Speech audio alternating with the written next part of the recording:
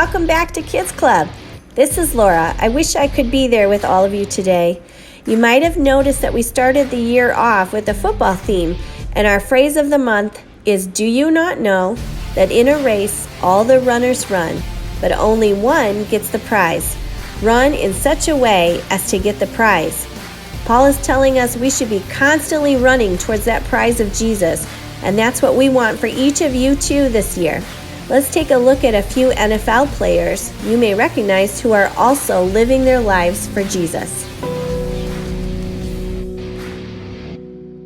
Grew up in Bismarck, North Dakota, was extremely active in sports. That was pretty much my life. Parents got divorced when I was 7. I was a good kid. I stayed out of trouble. We went to church. It was kind of just something we did.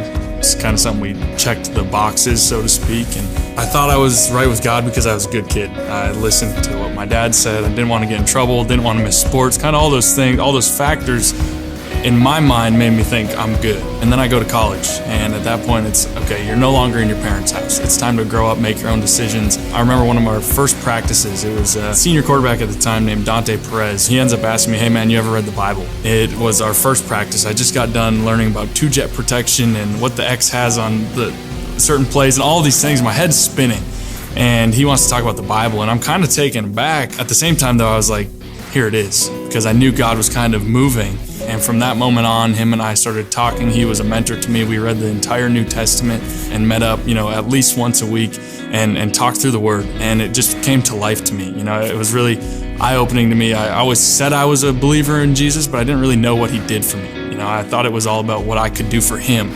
And when that kind of mindset was flipped on its head, and that it was already done for me, and that it was a thing called grace, and I could live for him freely and not out of rules and obligation, it just changed my life.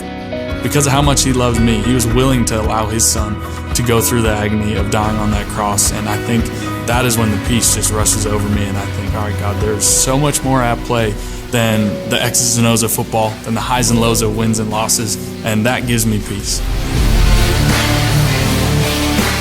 It's okay to not go with the norm.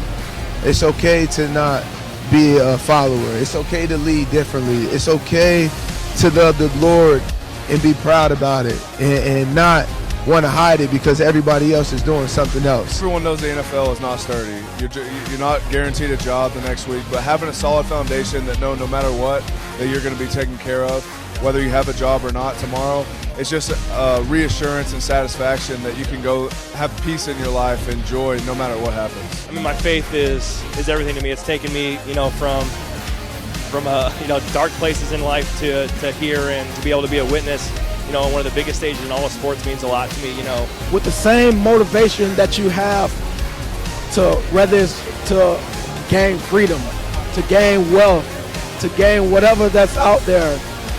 Put that same effort into having faith in the Lord and watch the miracle that he worked in your heart.